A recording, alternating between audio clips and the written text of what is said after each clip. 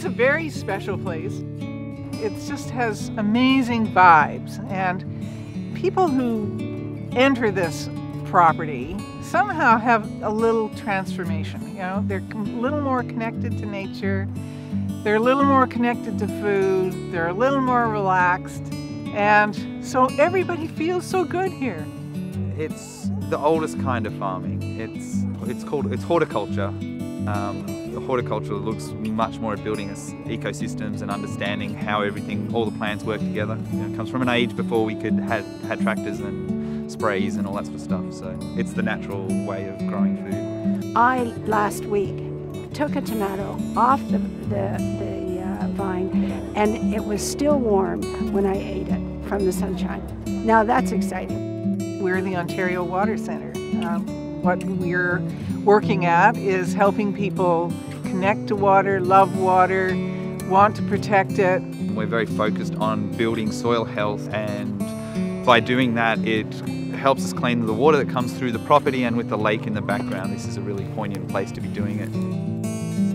Maybe next year we're going to have about 2,000 to 3,000 logs throughout the whole forest, and it takes about 9 months for incubation time for the mycelium to grow all the way through the log and then colonize completely. And they get to the end and they're like, what are we gonna do?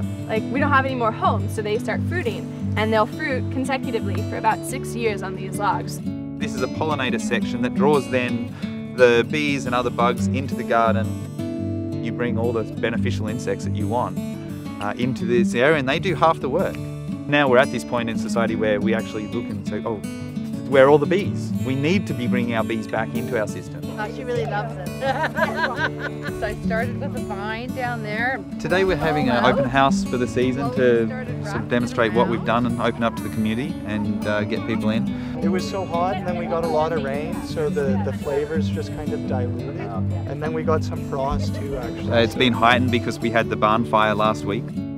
The barn was intended to be a discovery center, among other things, for kids, but we were already starting to work with kids on the designs for it.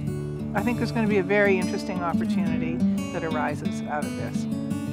I saw veggies, beets, zucchinis, eggplants, tomatoes, potatoes, carrots. We need to be getting more kids back into understanding what farming is, where their food comes from.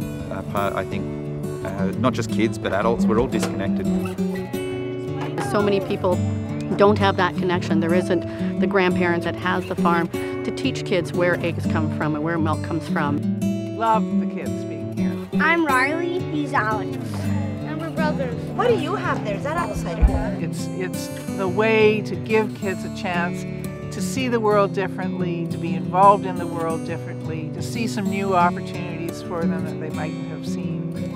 So you did the tree, right? All the animals, all the bugs, all the insects are happy, and that to me is what we're trying to do, is build something that we can share with nature and with the community that wants to come out and experience it.